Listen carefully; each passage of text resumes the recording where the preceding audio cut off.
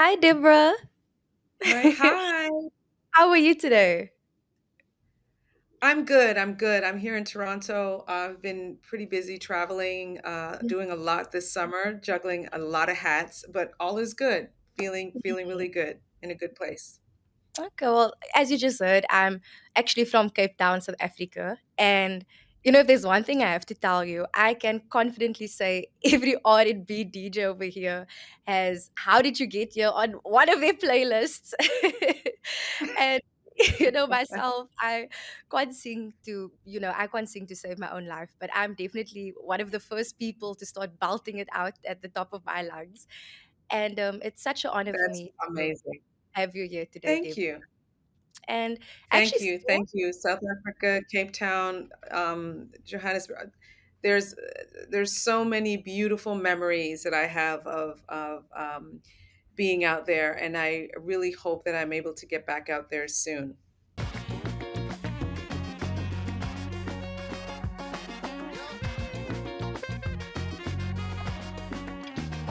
Tell me, do you really know who you are?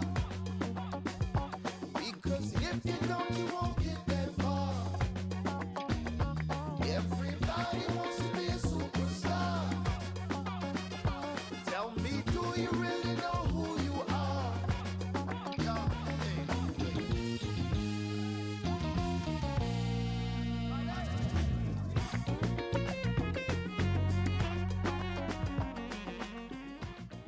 when was the last time that you were here? Believe it was 2 years ago, maybe Okay. 2 or 3 years ago. Okay. Were you on tour? Yeah, I had a few. Yes, a show in. Oh my goodness, now I'm drawing a blank. But yes, and Cape Town was one of Cape Town was one of the stops, and I distinctly remember Hmm. dancing in the studio because I had got wind that a lot of the remixes were, really loved out there. So Mm. I Mhm. quickly changed up a few songs in my set so that I could accommodate the audience Yes, coming yes. and made a blast. We had a really, really good time. It was a Okay. lot No, of like fun. I said, we really do love your remixes over here. Um, I also saw that you are now the CEO and co-founder of your very own wine, Yes. Kazai's. How did that hmm where did the name originate from? And what made you want to venture into wine? Well, the name of the wine is named after my three children. Their names were combined. We were on vacation during COVID, and we were just having those real conversations about, Mm, pivoting and sort of putting our efforts in a different area. And so my husband and I have been thinking about wine for a very long time. And so it seemed like a nice natural transition. mm, And so the first thing we needed to do was come up with a name that was memorable, that was personal, and we knew that we wanted this to be a start of a legacy, project. And so we decided to combine all three names of our children. So it's called Kazaisu, and it's Kayla, Isaiah, and Sumaya. Their names combined. okay, I see. And how has that been, because I mean that's a whole different avenue essentially. Yes, it is. It is. I've always loved I guess, the art of winemaking. I feel Mm, like that's something that takes such care and quality and precision in finding the right blend. That is something that's a very creative process, and I mm, feel like for me, I've always been a wine drinker from touring and doing different wine visits along the way. mhm. It felt like something that would keep me very interested, and so I wanted to explore the world of organic and something that was sort of biodegradable, and I wanted to create something that was something that you can enjoy, but something that was also good for you. So my favorite wines are the ones that are, the juicy ones. I always love a good, full and fruity Yes, red yes, wine. yes. I'm with you on So that. exactly, exactly, right? So Mhm. the natural, progression was to find those grapes that were going to provide that kind of good full flavor. And so rosé was something that I felt could be paired day through night, through any occasion, through any type of meal. It's light, it's Mm. dry, and so we found a beautiful blend, and this certified organic vineyard out of Provence did the perfect blend for the Kazaisu brand, and so it started from there. Now we have a white, and we also bringing on a red wine as well, and it's been Okay. a very intriguing, challenging experience just Mm. seeing the brand grow. Mm. And I've seen the bottle before. It's quite elegant, and it's not like a Ah, normal corkscrew. It's like a glass topper, right? yes, the glass topper was important. We wanted to, again, be sustainable, biodegradable, Mm. and it was important to do the Vinolac where you aren't using cork. Finding ways to just move forward with sustainability, and this was a real big core value for our brand. Mm. And so we wanted to make sure that we had the glass cork to so that you can reuse the bottle. You can reuse it for water, for lemonade, for oils. Mm. If you're on your yacht or your boat, you don't need a corkscrew. Just It's easier for us girls, you know. right. Us ladies love, we don't want to mess around. We want to get right to it, pour it Yeah. in a glass and keep it moving. So it was, again, we're finding like new innovative ways to just bring something new and different to the consumer. And the design of the glass, of the bottle, we wanted it to be elegant and something that you could use for flowers or as a beautiful centerpiece. But we wanted to maintain that beautiful, luxurious, elegant look. Mm. Mm. Okay, I hear you, and well Yeah. done on starting that. So, tracing back to Toronto, where you grew up, of course, in Canada, you Mhm. come from a very diverse neighborhood. How was it like looking back, being surrounded by such a mixture of different cultures and backgrounds? It felt very normal to me. You know what I mean? I felt like this is the world, that we should live in. So it's kind of odd to travel to different places and Mm. not see diversity. Yes. The neighborhood that I grew in, I mean, we didn't have a lot of money, but we had a lot of love and there was a real sense of community because everybody didn't have money. So we Yeah. had to all had to just figure it out, you know what I Got mean? And you all had together. Yeah, yeah. to learn how to communicate with each other and understand each other's differences because it's our differences that, you know, force us to find connection. Mm, of We're course. all the same inside our spirit. We're all, spiritual beings in this body. Mm, Um, so ultimately, essentially, we're all the same. So growing up, I loved the idea of diversity. I grew up with a lot of different cultures. It made me very curious and it made me want to discover more things about the friends that I grew up with. Their culture, whatever it was that was different from my upbringing. I was very intrigued with other nationalities and other cultures and other foods and just like celebrating things that were outside of myself and things that were different. I was never fearful of that. I always sort of embraced it. And I mm, still embrace it. And I try to implement that in with our children as well, to not be afraid of things that are different. mm. And do you think that's why you've also been, able to kind of tap into different genres? Because you are open to different. Absolutely. Mm, Absolutely. I absolutely, yeah. I blame my mother for introducing me to reggae music, jazz, mm, pop music, gospel. I mean, my household uh, had everything from Aretha Franklin to Joe Tex to Bob Marley to mm, Joan Armatrading to Miriam Makeba to Miles Davis. I grew up listening to all different types of not just singers but musicians. So I really have a musician's ear when I approach music, anything that I do or write or take a part in. it's from a very trained ear, Mhm. and I really am proud of that and happy about that because it gave me a real sense of connection to anything any genre that I sing. And it Mm. allows me to be in all these different spaces because I can connect with different people through music, whether Of they speak the language or not. Mm, of course. And I mean, by the age of 11, you were already doing talent competitions and you were performing on like at like summer block parties, singing Aretha Franklin and things of that nature. And then eventually when you got into commercial jingles, we really want to know how did that happen? I mean, you were quite young, so what did that process look like? It was I got into commercial jingles by way of wanting to be independent and make my own money. I wanted to be able to support myself because I knew that music was something that I wanted to get into. I wanted to be able to not have to depend on anyone.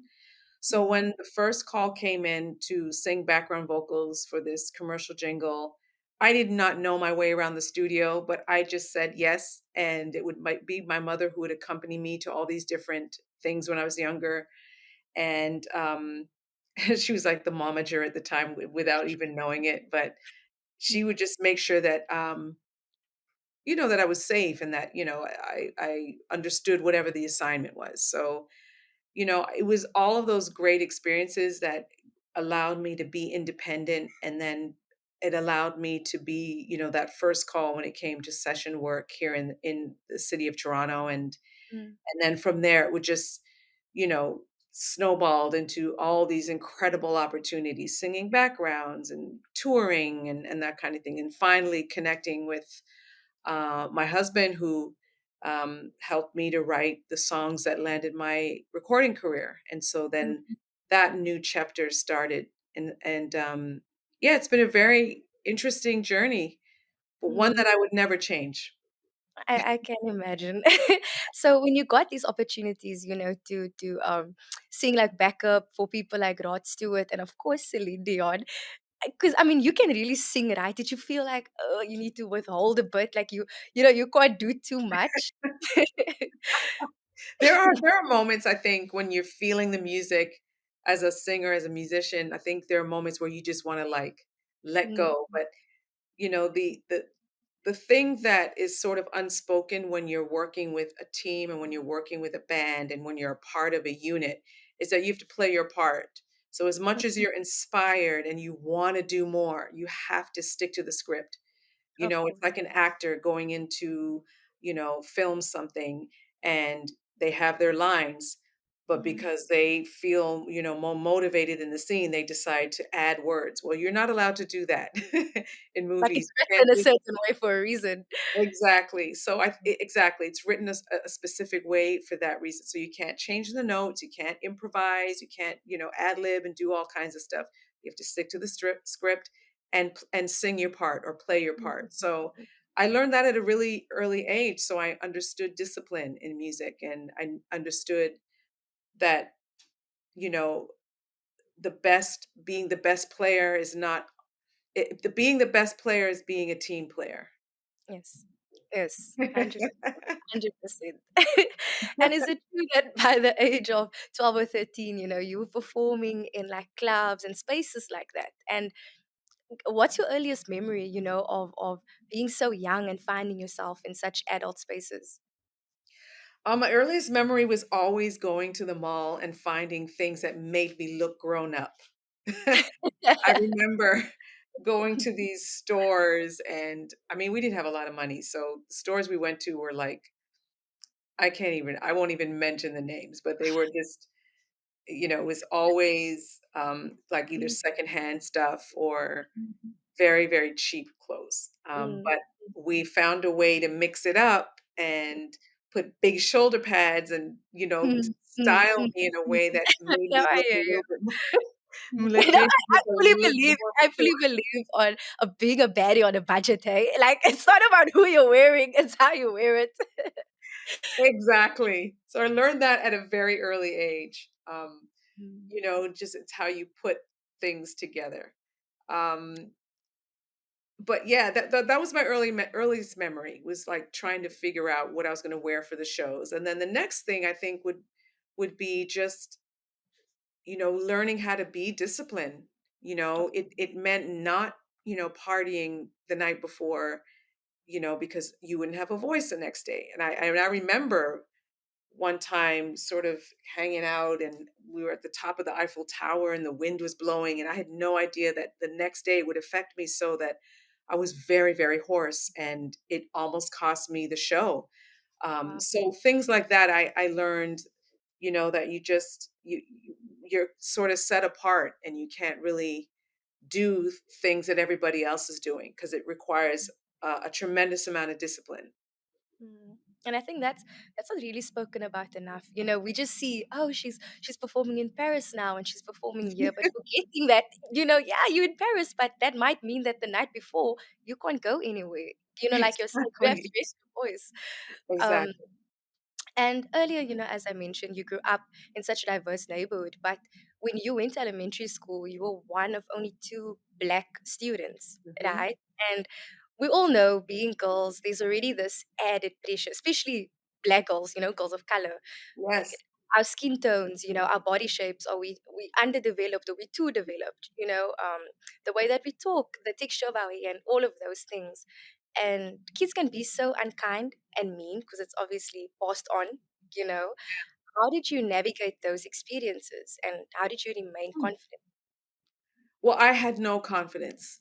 Mm, When I was younger, I had absolutely no confidence. The only time I felt like a superhero on stage was if I was singing, because I mm, felt like that was my superpower, to connect and to explore emotion in a way that I knew no one else was able to um, do in the way that I could.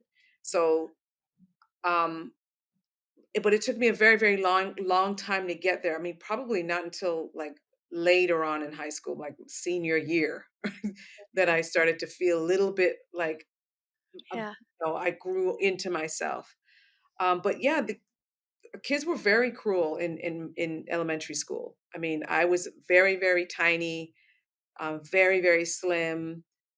So clothes used to always just sort of fall, because I was very, very skinny and didn't have a lot of shape. I was not very shapely. So yeah, they would make fun of me, and it really took a toll on my confidence. And it took a long, long time to just not listen to the constant, yeah, ridicule and stuff. And being poor, like people knew, they could tell by the way I dressed that I didn't really have a lot of money, or mm, not having lunch every day at school.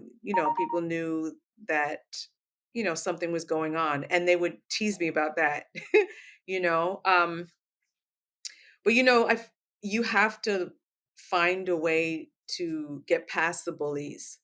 of And I course. think music and art and being creative was my outlet. So I was able to, find other ways of distracting myself from all of the noise of the outside world, trying to penetrate, my little bubble. But I made sure that I had my safe space to continuously try to build myself up. Mm. And like you were saying, that was music to you. And Deborah, what I found very interesting was when I learned that, all the record labels in Canada rejected you. Because I was like, what? Because it's undeniable, that you're an amazing singer. And then I realized, but the R&B scene back then, especially in Canada, must have been so different compared to now. It was very different. There was just no platform or infrastructure or real support. I mean, Mm, this is, the early 90s, before Drake, before The Weeknd, before all of these artists that you hear about now.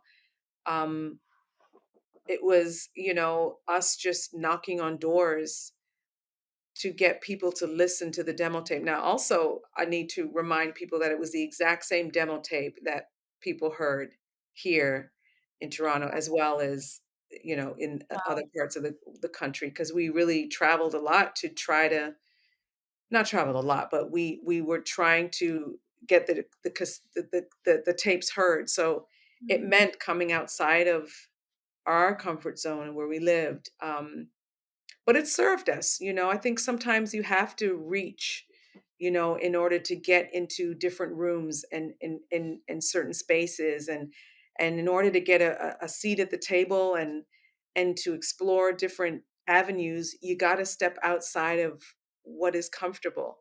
So at Mm. the time, it just meant really being diligent about finding people that believed, Yes. and that finally happened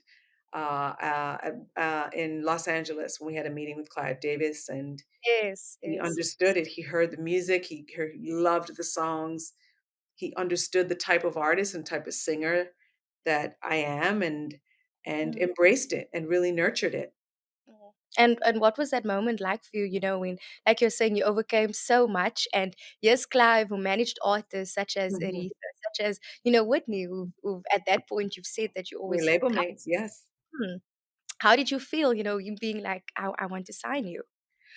I felt vindicated, you know, really felt like we had really won because it was a long journey. Just that process within itself was a good 2 years of pounding the pavement, sending out FedExes, sending out Mhm, tapes, mhm. taking meetings. I mean, we didn't have Zoom, you know, none of this Yeah, stuff. yeah. You know what I mean? So people, it's hard for people to understand that you literally had to meet people face to face and Mhm, feel their energy and get and let them feel your energy so that they could understand the type of artist you are. And so that took a lot of work.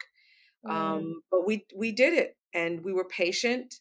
And when people told us to go back and write songs or go back and you know, tweak this or tweak that lyric, you know, we do that. And but we continue to just pound the pavement, you know, and take meetings the best way that we could, and it paid off. It worked. Persistence pays off.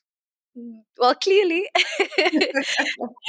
And one of the songs from your debut album, "Sentimental," that was a success. And how did you feel the first time that you finally heard your song play on the radio? Oh, well, the first time I heard my song on the radio, I nearly swerved off the freeway. We were on the 405 in Los Angeles, and we were listening, you know, to the radio, the biggest station in LA, 92, The Beat was the station, and any record that was played on there, you know you made it. And when that Yes. song came on, it was unbelievable, sentimental. It sounded so good coming over the airwaves, like to hear the Mm, mix and, you know, being very technical. Like if your song sounds just as good as the other songs that are played, that's when you know. And yes. it was just right in there. It just sounded so good. And it was a real win for us. Like we needed that moment, and it just Mhm, propelled us to the next moment, you know what I mean, and the next goal. And it was really gratifying because it really meant that people understood and loved the music, and I didn't have to come outside of the person that I am to mhm, get that image out there. And I love that the most about my journey. I You're never you're had to basically able to stay true to yourself. absolutely, Mm, absolutely. and Who Do You Love followed that single, and it also led to a gold certified album, which I think that's such a flex, like It what a is way a to launch flex. your career. And what was obviously surprising was the fact that a club remix of the song came out and it shot to number one on the dance charts. Yes. It was all, you know, when I think about all the remixes, all of that stuff was organic. It was an opportunity to give life to the song, to have it sort of explored and discovered in a different way, in a new way. And at the Mm, time, certain tempos would just automatically get played in the clubs or get played in on the airwaves. And so it was a wonderful way to just straddle both, you know, both genres. genres or both charts.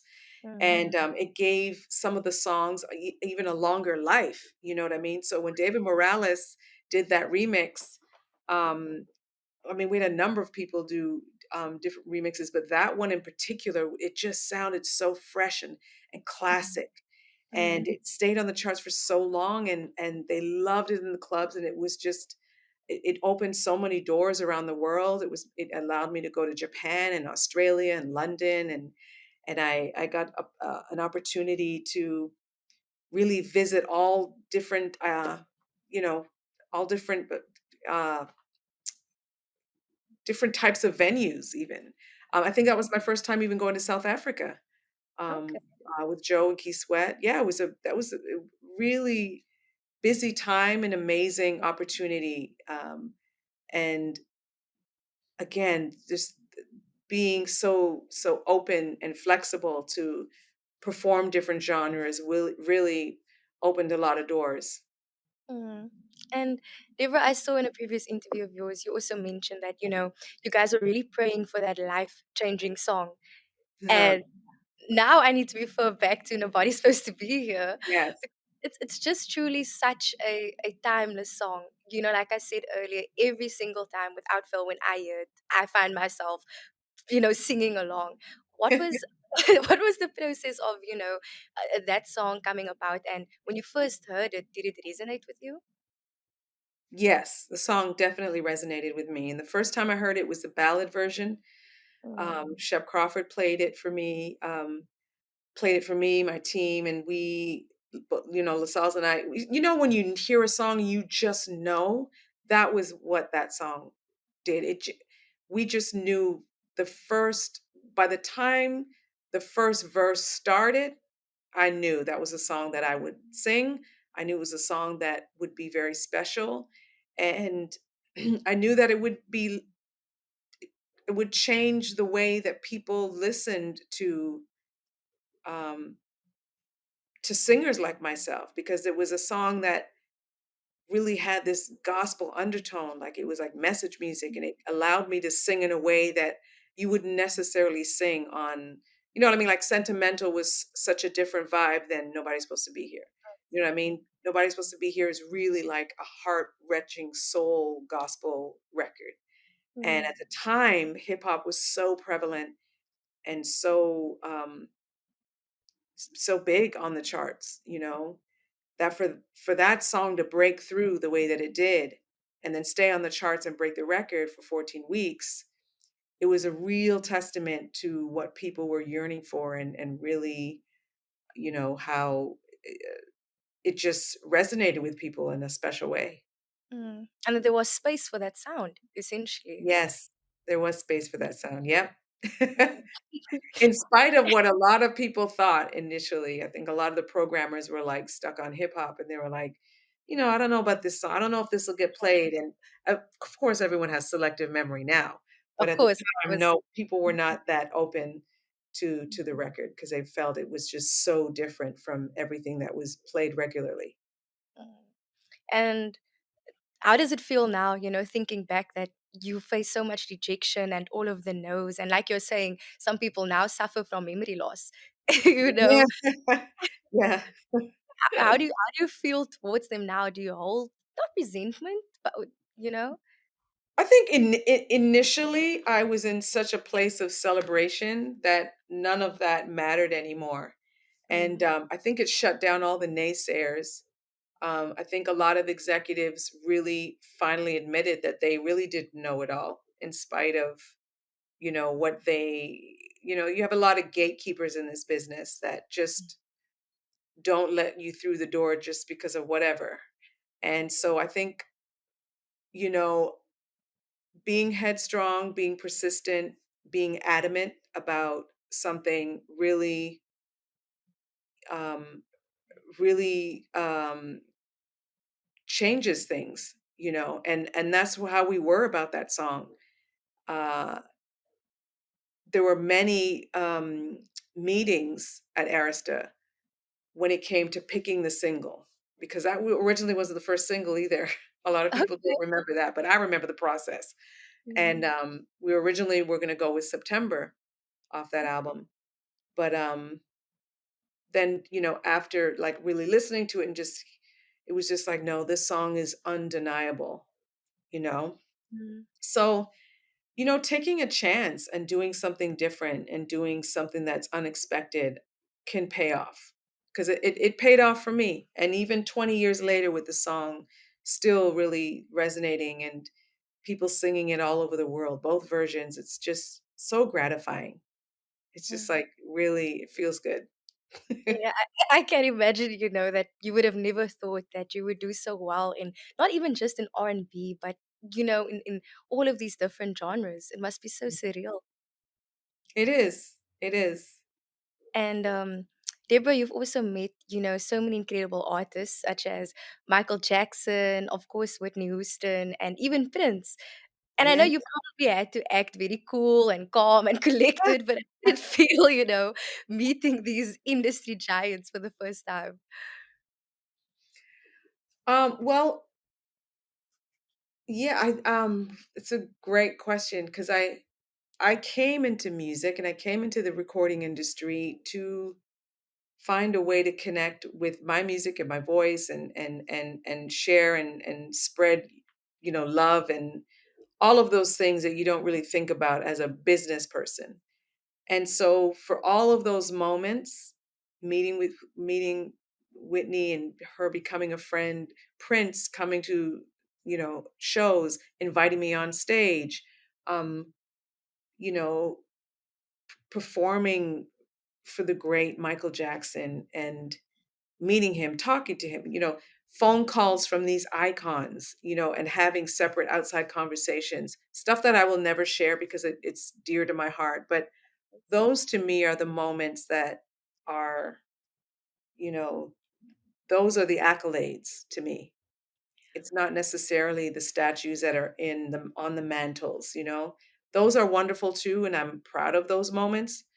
But the moments that I get to spend with my heroes, the people that I grew up listening to, the people that um, stay on my Inspiring. playlist, and I Mm, see them at award shows or at different functions and stuff, like those are the moments that really matter to me.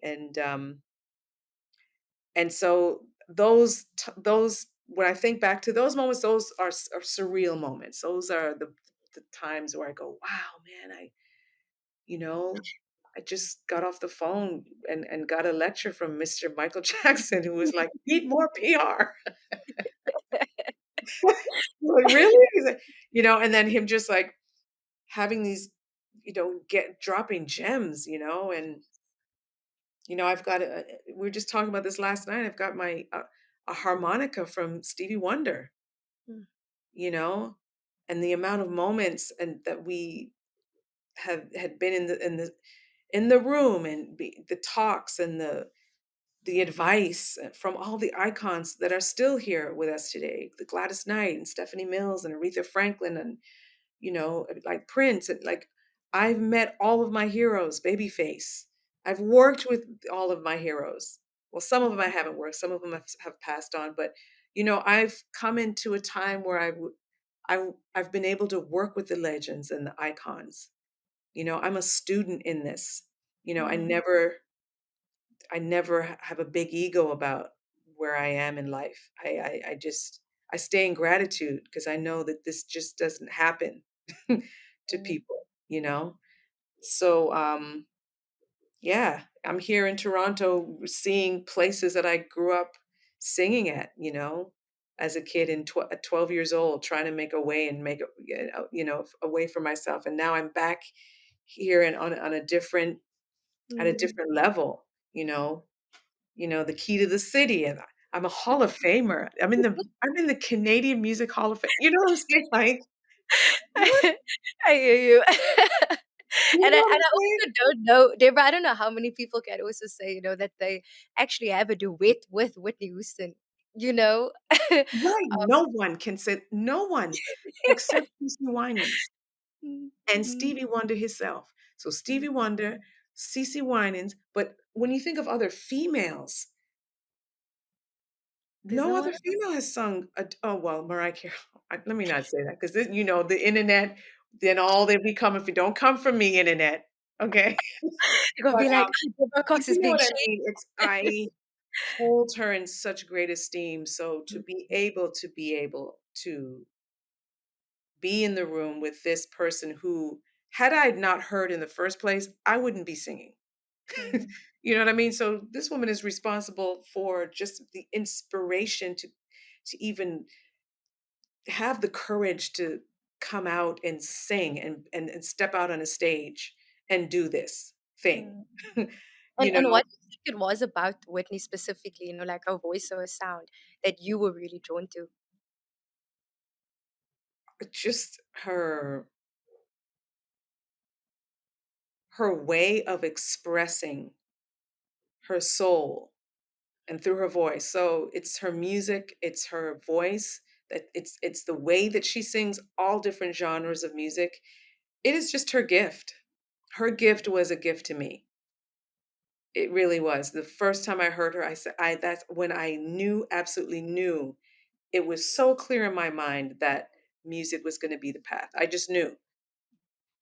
Mm. And and so it's she is responsible for, again, me stepping into a writing room and writing songs and even trying to be in the lane. You know what I mean? In this game, it's a lot. Not even just being a singer and a celebrity, but that part of it, the celebrity part, and having the poise and the being able to deliver a song and connect with the audience. There was no other person that that does that to me than Whitney. And she also gave you the advice, to actually start your family and to Yeah. start loving on your family. And what did that mean coming from her? And how did that impact, how you kind of went about your personal and your personal life and your career from that point on? Well, it's just like when people say, you can talk to your kids endlessly about things and give them advice, but it's the moment that they hear from their friend that they'll Yeah, actually listen. I hear It you. was kind of like that. It was kind of like, you know, we were these hamster on my husband and I were just like going and going and touring and traveling and recording and, just going. And she Mm, just was like, when are you two gonna get married? And just do this. And it mm, was almost like that. It was literally that. We were kind of like, we're gonna do it. Yeah. Not that we're putting it, we wanted it to be a certain way. of course. And she was just like, what you have is so special, and she really helped us because when you're young and you're ambitious, you don't want to say no, you want to just keep going. And Hmm. that's where we were. That's where we were, and she really helped me to prioritize. Mm, Yeah. okay. And And yeah, I had my babies, shortly after that, and it was just like we started our family, and I'm just so grateful for those talks. We had a lot of talks. I can imagine. And I mean, now you have an honorary doctorate from Toronto, the Metropolitan University. What was that moment like for you as well? It was hard for me to hold back the tears because I just remember the journey. I remember all the long nights. I remember the long, cold winters driving back and forth, long distances, to get to sessions, to get to shows, to get to wherever the gig was. I just remember how hard it was and not having a lot, just working with what was in my, you know, at my disposal at the time. And it wasn't a lot, so it was just a matter of just taking advantage of the opportunity at that moment. And all of those opportunities and all those moments led to here, to be able to talk to you. You're in a whole other, True. yeah, you know what I mean? And to still be here and to see how technology has changed and how it's globally brought us closer together. We're able to communicate in ways that we never had the opportunity to do before. So, Mm, yeah, I've been 30 years in the game. Like, that's a long time to still be doing this at a real high level. And, and I still expect so much of myself too, mm, and, but I'm still here, doing it and still thrilling all the audiences with the same songs, the same great music. That's true. Deborah, I feel like I can go on and on, but unfortunately, it's time for me to say thank you so much for joining me today.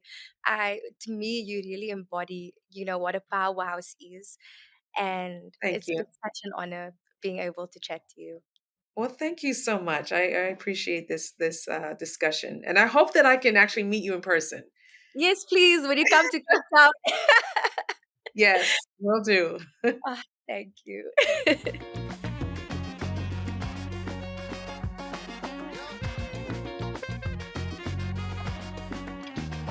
Tell me, do you really know who you are? Because if you don't, you won't get